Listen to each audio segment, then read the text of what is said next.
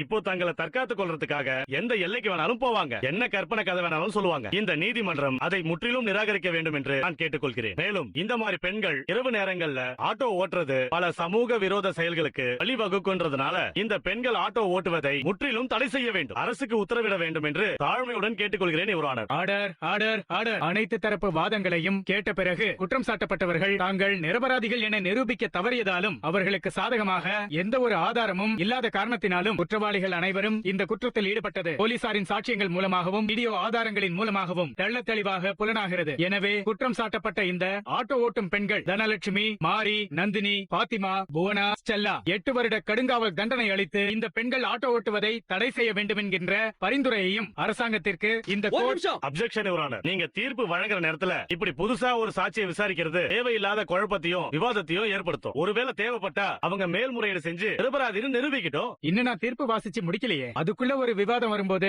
எதுக்கு மேல்முறையீடு அது இதுன்னு கோர்ட்டோட நேரத்தை வீணாக்கணும்? அவங்க என்னதான் சொல்றாங்கன்னு கேட்கலாமே. நீங்க உட்காருங்க பப்ளிக் ப்ராசிக்யூட்டர். நீங்க யாரு, எதுக்காக இவரை கூட்டிட்டு வந்திருக்கீங்க? என் பேரு கதிர் சார். நான் தனலட்சுமியோட குடும்ப நண்பருங்க. தனலட்சுமி ஒரு தப்பும் செய்யாதவங்கன்னு நிரூபிக்கிற முயற்சியில நாங்க ஈடுபட்டப்பதான் இந்த சுதாகர் பத்தி தெரிஞ்சது. தனலட்சுமியும் சரி, அவங்க கூட ஆட்டோ ஓட்டுறவங்களும் சரி ரொம்ப நல்லவங்க யுவர் ஆனர். அவங்க சட்ட விரோதமா எந்த ஒரு காரியத்திலையும் ஈடுபடுறவங்க கிடையாது யுவர் ஆனர். இது முழுக்க முழுக்க அவங்க மேல பழி சுமத்துறதுக்காக இந்த சுதாகரோட திட்டப்படி நடந்த ஒரு விஷயம் தான் இது எல்லாமே. இதை எல்லாத்தையுமே இப்பவே சுதாகர்